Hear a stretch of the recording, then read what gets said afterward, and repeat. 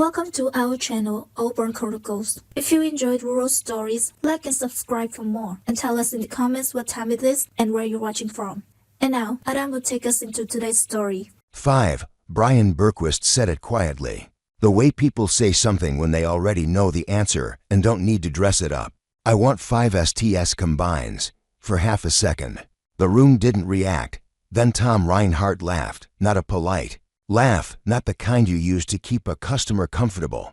It was a real laugh. The kind that slips out when your brain hears something it immediately files under impossible. Tom had been selling equipment in west central Kansas for over 20 years. He had seen good years and bad ones. He had watched neighbors lose farms in the 80s and struggle to hang on through the 90s. And here, in August of 1999, with corn prices scraping the floor and banks tightening everything that moved, a farmer in his early 40s was sitting in his office at Hayes Farm Supply, asking for 5 of the most expensive combines John Deere made. 5, Tom repeated, still smiling, almost checking to see if Brian was joking. One 9,750 STS costs $185,000 before you add anything. You're talking about $1.4 million in combines. Just combines. Brian didn't argue. He didn't explain. He didn't smile back. He reached into the chest pocket of his work shirt, unfolded a check, and laid it flat on the desk between them. Tom's smile stopped when he saw the number. This was the moment that made the story travel later. The moment people would retell in shops and coffee counters. The moment when a laugh turned into silence.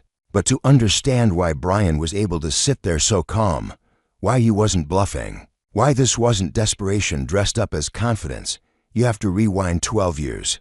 Back to a farm auction in Ellis County, Kansas, in 1987. Back then, Kansas was still bleeding from the farm crisis. Between 1982 and 1987, over 17,000 farms disappeared from the state. Land that had been worth $750 an acre at the start of the decade was selling for barely $100. Banks were foreclosing on families that had worked the same ground for generations. Auctions weren't social events, they were funerals. Brian was 28 years old, standing in the dust and heat, watching neighbors sell everything they had. His father, Walter Berquist, had farmed 1,400 acres near Victoria, Kansas, conservative. Cash first, no debt if it could be avoided. When corn hit $3.50 in 1980, Walter didn't expand. When interest rates screamed past 20% a year later, Walter slept fine. When other farmers borrowed to chase good years, Walter told Brian the same thing again and again. You never bet the farm on one season. You never assume prices stay high. And you never borrow money you can't pay back if everything goes wrong. Brian watched what happened to the neighbors who ignored that advice, and at that auction in 1987, when 1,800 acres of land went up for sale along with the equipment to work it, Brian wasn't there to feel sorry. He was there with a cashier's check for $220,000. The bank barely negotiated. They wanted anything back. Brian bought the land for $122 an acre. 3 years later, it was worth more than double that. But the land wasn't the thing that changed his thinking. It was a conversation he overheard that afternoon with a custom harvester from Oklahoma, a guy who ran crews north every summer, starting in Texas and moving through Oklahoma, Kansas, Nebraska, and into South Dakota. The harvester mentioned he was getting $16 an acre to cut wheat and $22 an acre for corn. That night, Brian did the math. If you could cut 1,500 acres of wheat in Kansas in June, then move north and cut another 1,500 acres in Nebraska in July, then come back south for 3,000 acres of corn in the fall, you weren't just farming anymore. You were running a seasonal service business. The numbers added up to more than $90,000 in for months, but there was a catch. One combine couldn't do it. You needed multiple machines, multiple operators, trucks, timing, logistics, scale. In 1988, Brian bought 2 used John Deere 7720s and hired 2 young operators. He farmed his own ground during the day and ran custom harvest at the same time, 20-hour days, weeks without breaks, Machines that had to run, because if they didn't, the entire schedule fell apart. By 1992, he was running for combines. By 1995-6, he learned routes. He learned which farmers paid on time. He learned that showing up when you said you would mattered more than being cheap. His reputation grew because his machines didn't break down and because he didn't disappear when things got tight. But by 1997, a problem was becoming obvious. The combines he was running were solid, but they were slow. 60 acres a day in good conditions. In custom harvesting, speed isn't about ego, it's about windows. You get 3 weeks in a region if you're lucky, miss it, and the work is gone. When rotary combines started showing up, claiming 80 to 90 acres a day, Brian paid attention.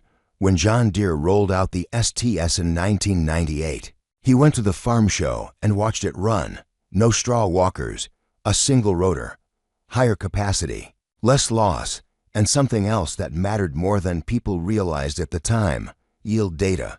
Every acre cut generated information. Farmers were starting to ask for it. Brian ran the numbers all winter, not for machines, not 6, 5, exactly 5. Based on the contracts he was lining up and the crew he knew he could manage, the total came out to $1.4 million, and this was 1999. Corn was trading under $2 a bushel. Banks were nervous, but Brian had 3 things going for him. He had been profitable every year since 1988. His custom harvesting. Cash flow didn't depend on grain prices, and he had signed contracts representing nearly $500,000 in committed revenue. Farmers Cooperative Bank approved the loan in July. 7 years, 8.75%. Payments structured around harvest cash flow. Brian walked into Hayes Farm Supply in August with approval in hand. Tom Reinhardt didn't know any of that when he laughed. He just saw a farmer asking for 5 combines in a year, when most people were praying their old ones would last one more season. And when Brian laid that check on the desk, it wasn't about showing off. It was about proving this wasn't a dream. This was already in motion. This was business. And whether it worked or not, there was no backing out now. By the early 90s, Brian Berquist wasn't thinking about innovation or disruption or any of the words people like to use later when the outcome is already known. He was thinking about whether the machines would start in the morning, whether the weather would hold long enough to finish a field, and whether the operator he hired last spring would still be awake after 16 hours in the seat. Custom harvesting didn't feel like a clever business model when you were living inside it. It felt like a grind layered on top of an already demanding life. Brian was still farming his own ground near Victoria, still responsible for crops that depended on rain he couldn't control and prices he didn't set. The custom work happened around that, before dawn and long after dark, stitched into whatever hours were left. To use John Deere 7720s meant twice the fuel, twice the maintenance, twice the things that could go wrong. But it also meant something else Brian paid attention to. It meant that when one machine went down, the entire operation didn't stop. In 1988, that redundancy felt like survival. By 1990, it started to look like leverage. Each season taught him lessons nobody wrote down. He learned which routes made sense and which ones looked good on paper, but fell apart when weather turned. He learned that some farmers would promise acres they didn't actually have ready, and others would quietly double their request once you showed up on time. He learned that operators mattered more than iron. A careless driver could cost you a day. A good one could save you a season. By 1992, he had 4 combines running, not new ones, not flashy ones, machines that had already paid for themselves once and then kept going because that's what they were built to do. He paid his operators fairly, fed them well, and expected them to treat the equipment like it was their own. It wasn't kindness, it was math. Turnover during harvest was expensive. Breakdowns were worse. By 1995, Brian was running 6 combines. Across Kansas and into Nebraska, his summers were no longer defined by his own fields. They were defined by calendars taped to the inside of truck doors, by phone calls made from pay phones on gravel roads, by weather radios crackling late at night. He wasn't chasing growth for its own sake. The work was coming to him. Farmers talked when someone showed up when they said they would and finished before the rain. That mattered. Brian's name moved quietly through the custom harvesting circuit. Reliable, not cheap, but worth it. But while the reputation grew, the strain did too. 6 combines meant 6 sets of belts, bearings, chains, tires. It meant parts runs at midnight and repairs done under headlights. The 7720s and 8820s were dependable, but they had limits. In good wheat, 60 acres a day if everything lined up. In corn, less. And every year, the window seemed tighter. Weather didn't care about contracts. Rain didn't care about schedules. When rotary combines started showing up in the mid-90s, Brian noticed something that made him uneasy. Other crews were finishing jobs faster, not by working harder, but by moving more grain per hour. He didn't dismiss it as marketing. He watched fields get done in fewer days. He watched farmers start to expect that pace. In custom harvesting, expectations move faster than reality. Brian felt that pressure before he could fully explain it. By 1997, the math was uncomfortable. With his current machines, he could cover the acres he had. But barely. There was no margin, no room for weather. Delays, no room for a bad bearing or a sick operator. The business had grown to the point where stability depended on capacity. When John Deere released the STS in 1998, Brian didn't see a shiny new toy. He saw a potential solution to a problem that was closing in. He went to the farm show and watched the machine run. The single rotor design was different enough to make old habits useless. Grain separation was cleaner. Throughput numbers weren't theoretical. They were being demonstrated in front of him. 370 bushels a minute in corn, more than double what his machines could handle on their best days. And then there was the data. GreenStar yield monitoring came standard. Every acre cut could generate a map. Some farmers were already asking for that information, not because they fully understood it, but because they knew it mattered. Brian didn't pretend to be a tech visionary. He just understood that once farmers started expecting that data, crews without it would look dated overnight. Through the winter of 1998 into 1999, Brian ran numbers the same way he always had. He didn't assume best-case scenarios. He assumed breakdowns. He assumed weather delays. He assumed at least one operator would quit mid-season. And still, the numbers kept coming back the same. 4 machines wouldn't cover the contracts he was being offered. 6 would add labor he couldn't reliably staff. 5 was the number. That fit the work and the people he trusted. The cost was enormous. $1.4 million in combines, before heads. In a year when corn futures were trading under $2 and emergency farm payments were propping up entire counties, Brian knew how it would sound. He also knew something else. His custom harvesting income didn't depend on grain prices. Farmers paid per acre, not per bushel. The contracts he had lined up for 1999 and 2000 represented real cash flow, not hope. His debt-to-asset ratio was still under 30%. He had followed his father's rules even as he expanded. When he went to Farmers Cooperative Bank, he didn't pitch a dream. He laid out a business plan, historical profit, signed contracts, equipment values, depreciation schedules, 7-year terms at 8.75%, payments structured around harvest season. The bank didn't approve it because they were optimistic. They approved it because the risk was defined. By July of 1999, the loan was in place. Brian didn't celebrate. He didn't tell people. He kept working. The decision didn't feel bold. It felt heavy. When he walked into Hayes Farm Supply in August, he wasn't looking for validation. He was looking for delivery dates. Tom Reinhardt's reaction didn't surprise him. Ryan had been on the other side of that laugh before. He had watched people dismiss ideas because they didn't fit the moment. He let Tom laugh because the explanation would come later. When the territory manager got involved, when delivery schedules were discussed down to the week, Brian started to feel the pressure sharpen. 3 machines by August 25th, 2 more by September 8th. Training time mattered. The STS wasn't just a faster combine, it was a different system. Operators would have to unlearn things they'd done for years. By late August, the first 3 machines arrived on flatbeds. Brian hired 7 full-time operators and 4 truck drivers for the season. He didn't cut corners. He paid for training days that didn't produce revenue. The learning curve was real. The rotor system behaved differently under load. The data, screens demanded attention. Yield monitors had to be calibrated. Mistakes would show up on maps farmers would keep. By September 10th, all 5 machines were ready. The season began with Gene Peterson's farm near Luray, Kansas, 1,800 acres of corn, good ground. Gene had used Brian's service before. He watched the new machines roll in and asked the question everyone was asking that year. These the new rotaries. Brian didn't oversell it. He told him the truth. If the weather held, they could be done in about 6 days.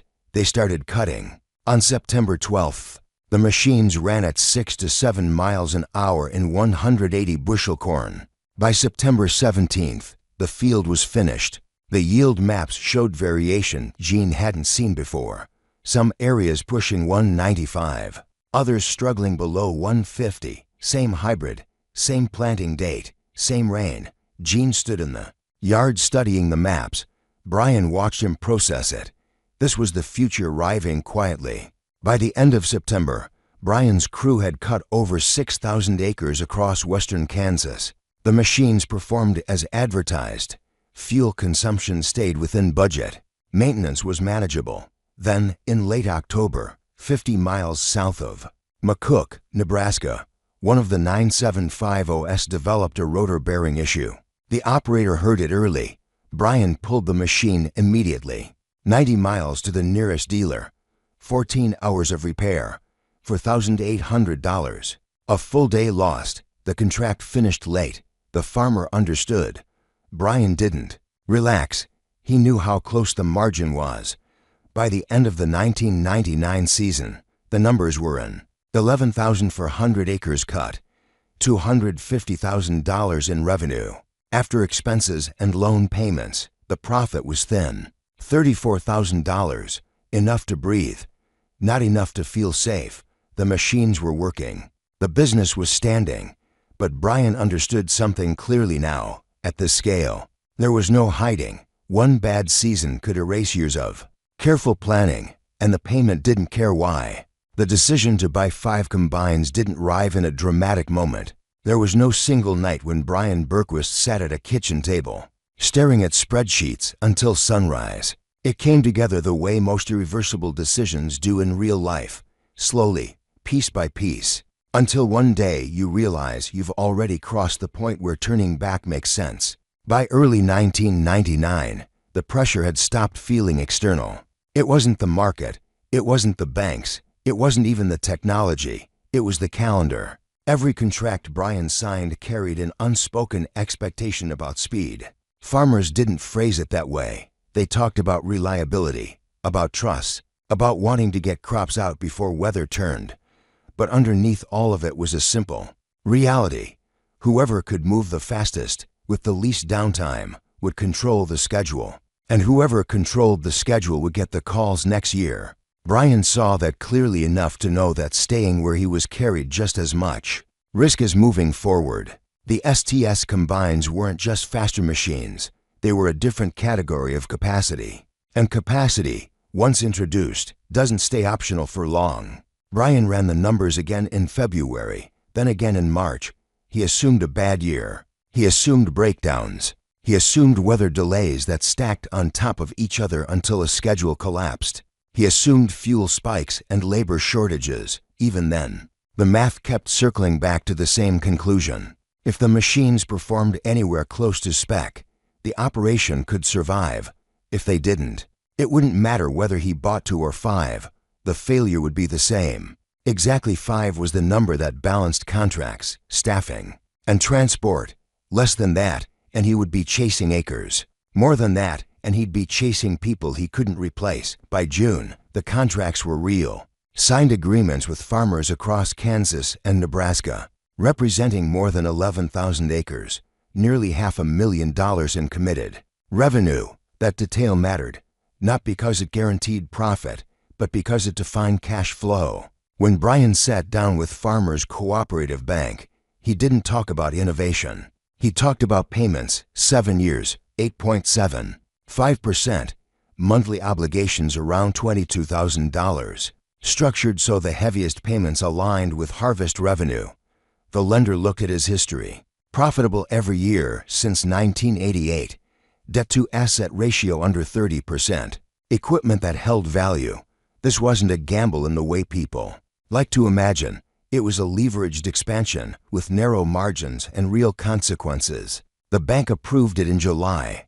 Brian left with loan documents signed and a sense that the ground under him had shifted.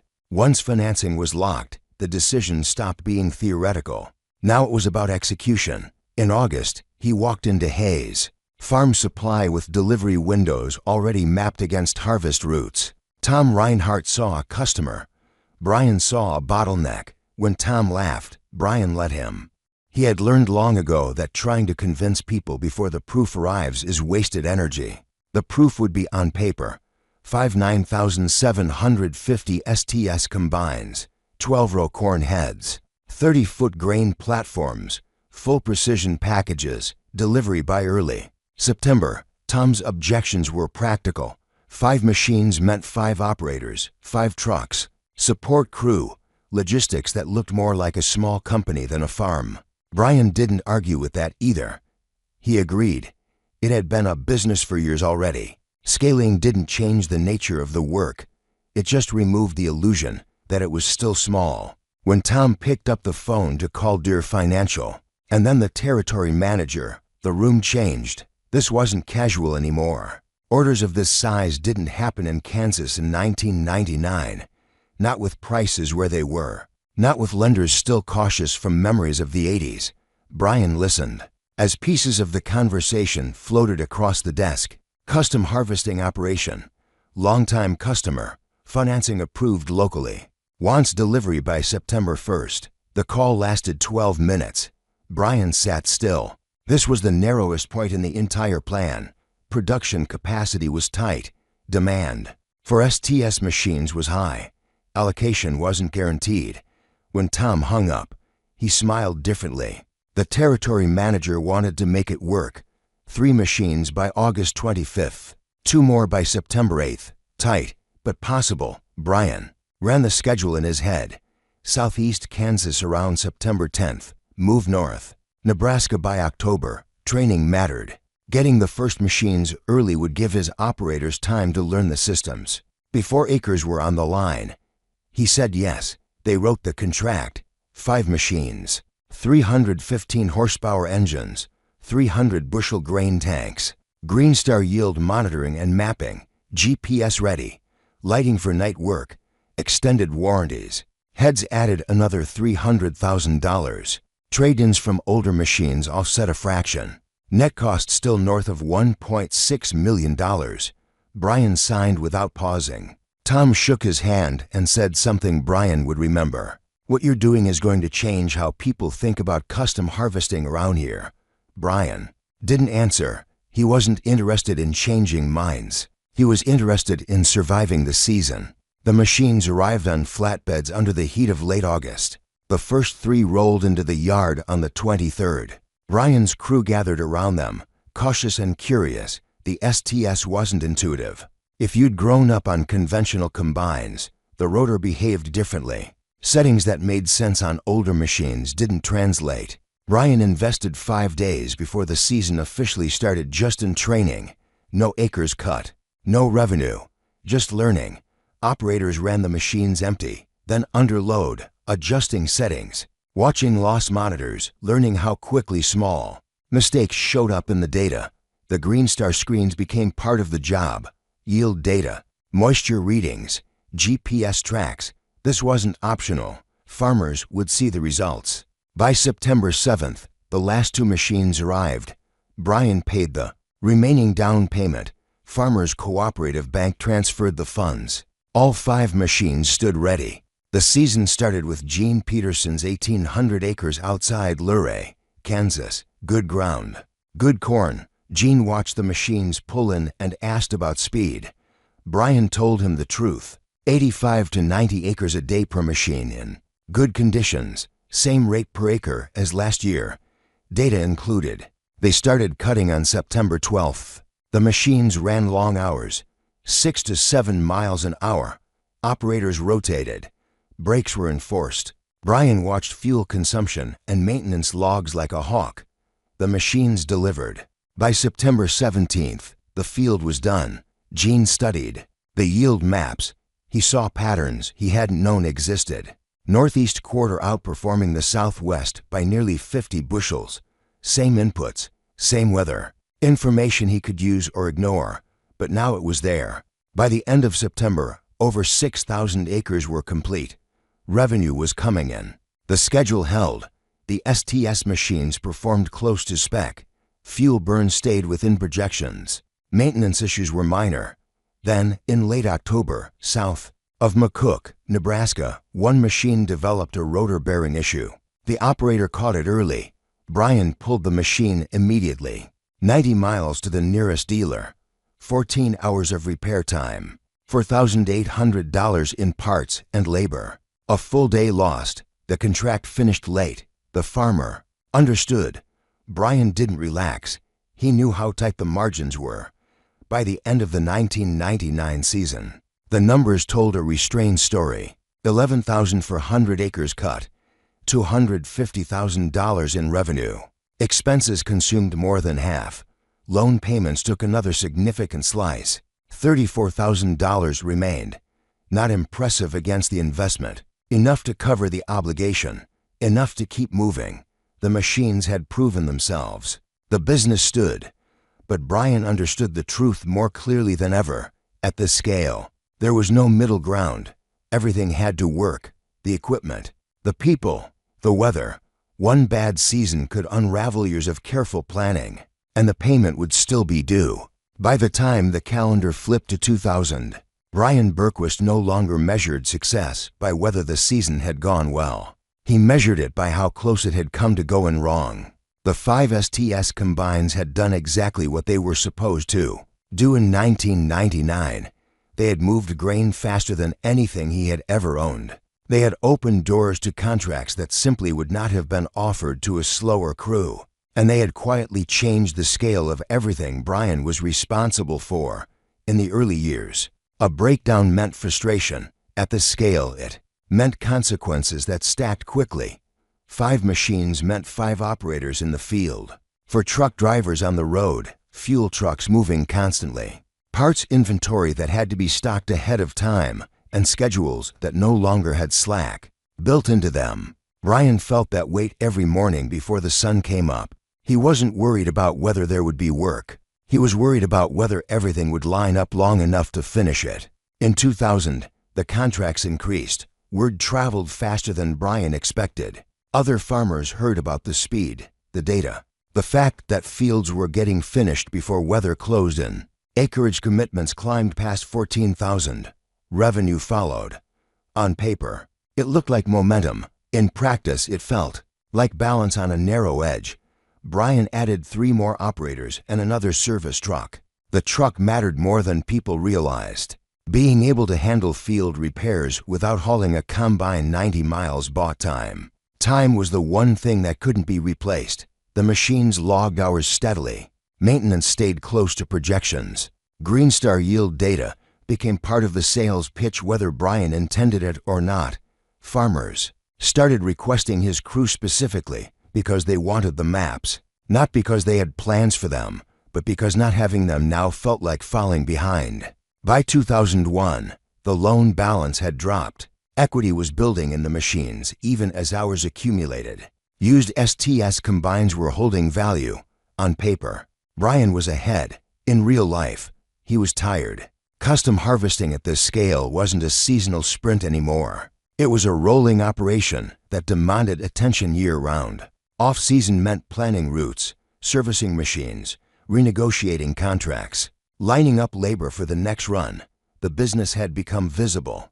Visibility cut both ways. When things went right, it attracted opportunity. When things went wrong, there was no hiding. Brian understood that better than anyone. He also understood something else that became clearer each year. Scale didn't remove uncertainty. It concentrated it. When weather cooperated, the STS machines turned capacity into advantage. When it didn't, that same capacity sat idle while payments continued to tick. In 2002, that reality arrived without drama. Spring in Kansas was wet. Wheat planting was delayed by weeks. When harvest finally started, rain kept interrupting the schedule. Brian's crews sat when they should have been cutting. Every day lost in Kansas compressed the window farther north. Contracts didn't disappear overnight, but the timing slipped. By the time the crews reached Nebraska in October, many farmers had already harvested with their own equipment during short dry stretches. The acreage Brian had planned on wasn't. Their contracts dropped to under 10,000 acres. Revenue fell to just over $115,000. Expenses didn't fall at the same rate. Labor still had to be paid. Fuel still had to be bought. Loan payments still came due every month. By the end of the season, Brian had barely broken even. There was no catastrophe, no foreclosure, no dramatic collapse. But the margin that year was thin enough to make the lesson permanent. Capacity couldn't beat weather. Efficiency couldn't negotiate with rain. The system Brian had built worked when conditions were average or better. When they weren't, survival depended on reserves and discipline. Brian didn't panic. He didn't sell machines. He adjusted. He diversified the work where he could, adding grain hauling services to make use of trucks that were already moving. He spread contracts across regions to avoid being dependent on a single weather pattern. The machines continued to age. Separator hours climbed past 1,500, then 2,000. Maintenance costs rose gradually, exactly as projected. Nothing failed catastrophically. The STS design proved durable. By 2004, the loan balance was well below the original principal. By 2006, the debt was gone entirely. Brian owned the machines outright. 9,750 STS combines with over 2,000 separator hours each. Still worth meaningful money on the used market. On paper, the decision from 1999 looked vindicated. The business was stable, the reputation solid, the systems proven. And yet, standing in the yard that year, Brian felt the familiar pressure building again. John Deere had released the 9,860 STS. More capacity, more efficiency, higher price. The cycle was repeating itself. Technology had moved again. The question wasn't whether the new machines were better. It was whether the advantage they offered was necessary. Brian had learned that answer was never simple. Upgrading too early for the wrong reasons could destroy a business. Waiting too long could do the same. The late 90s had rewarded early adopters who could support the risk. The next cycle would be more expensive, more leveraged, more unforgiving. Brian had threaded the needle once by matching capacity with contracts and cash flow. He knew luck had played a role. He also knew preparation had mattered more. The story people told later focused on the check in the dealer's office, on the laugh that stopped when the number was revealed. That moment made for a clean ending. The reality was messier. It was years of careful expansion, of decisions made without applause, of seasons that worked and seasons that barely did. 5 combines hadn't guaranteed success. They had demanded it, and every year since, the business had been living with that demand. By the time people outside the region started telling the story, they told it clean. They talked about the laugh in the dealer's office and the check that stopped it. They talked about how Brian Berquist bought 5 combines in one order and proved everyone wrong. What they usually skipped was everything that came after. The years when nothing dramatic happened, but everything still mattered. After the difficult 2002 season, Brian didn't rebuild the business by taking bigger risks. He rebuilt it by narrowing them. He learned that survival at scale depended less on growth and more on control. Contracts were adjusted to reduce dependency on a single region. Crews were scheduled with buffers that cost efficiency, but bought resilience. Grain hauling was added not because it was exciting, but because it used assets that were already moving and generated revenue when harvest schedules slipped. None of that showed up in a headline. It showed up in quieter seasons that didn't threaten to undo everything. By 2004, the operation had settled into a rhythm that felt sustainable. The STS machines were no longer new. Their paint showed wear. Their hours climbed past 2,000. Maintenance costs increased exactly as the spreadsheets had predicted years earlier. There were no catastrophic failures, no heroic rescues. Just steady work and steady payments. In 2006, the final loan payment was made. 7 years after that August afternoon in Hayes Farm Supply. Brian owned all 5 combines outright. They were worth less than when they were new, but they were still valuable. About $140,000 each on the used market. Nearly $700,000 in equipment equity sitting in the yard. Brian could have sold them, taken the equity, scaled back, returned to something smaller and simpler. He didn't. Not because he was chasing growth, but because he understood the system he was operating in. Technology in agriculture doesn't pause. It advances whether individual operators are ready or not. By then, the John Deere 9860 STS was on the market, offering more capacity, more efficiency, and a higher price tag. The same questions from the late 90s were back again. Only now the numbers were larger and the margin for error was thinner. Brian didn't rush. He had learned what impatience cost. He also knew what waiting too long could do. The late 90s had been a transition point. Rotary combines had reshaped the market. Operators who adopted early and could support the risk gained an advantage that compounded over time. Operators who waited found themselves competing against speed they couldn't match. But Brian also knew that early adoption without structure destroyed just as many businesses as it elevated. What made 1999 work wasn't the machines. It was the alignment. Contracts matched capacity. Cash flow matched debt. Experience matched ambition.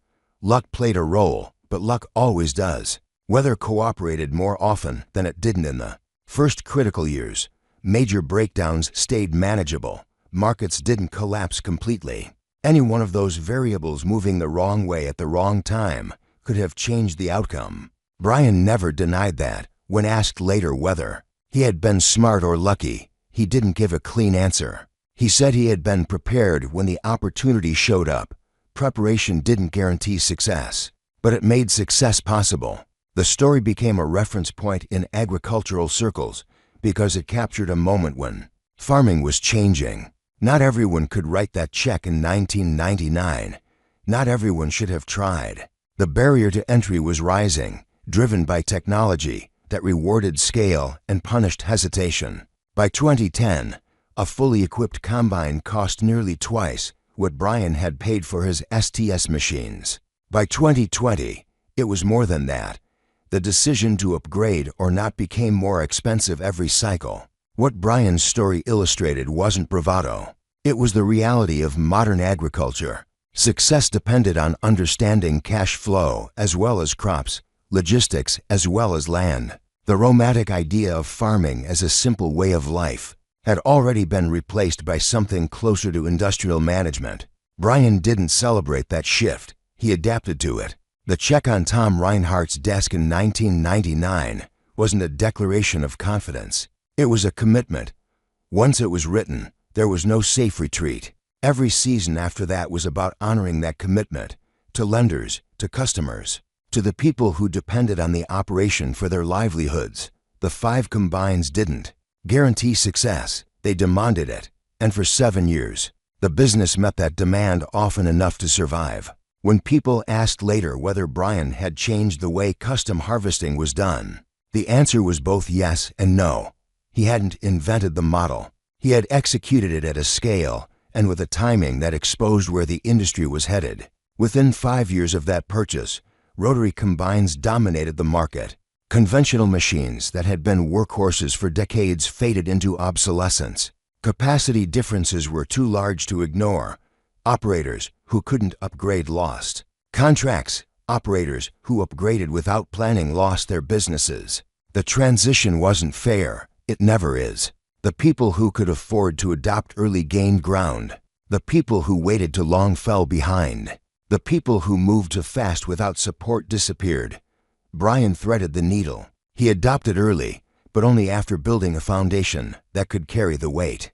He took on debt, but only after securing the cash flow to service it.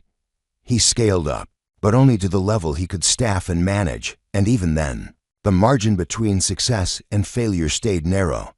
That is what the story actually says. When you listen closely, it isn't a celebration of risk, it's a warning about it. It isn't proof that bold moves always pay off. It's proof that bold moves require discipline long after the moment. That makes the story worth telling. The laugh in the dealer's office lasted only a second. The consequences of that order lasted a decade. When Brian Berquist walked out of Hayes Farm Supply in August of 1999, he didn't know how the story would end. He only knew that the decision had been made, and that from that point on, the outcome would be shaped by weather, machines, people, and his ability to manage all three at once. That uncertainty never went away. It just became part of the job. And that is the part of the story most people recognize when they're honest with themselves. Not the check, not the machines. The moment when you realize the choice in front of you is risky either way, and doing nothing is also a decision. Brian made his choice. It worked. Narrowly, imperfectly, and at real cost. Whether that makes him smart or lucky depends on who is listening.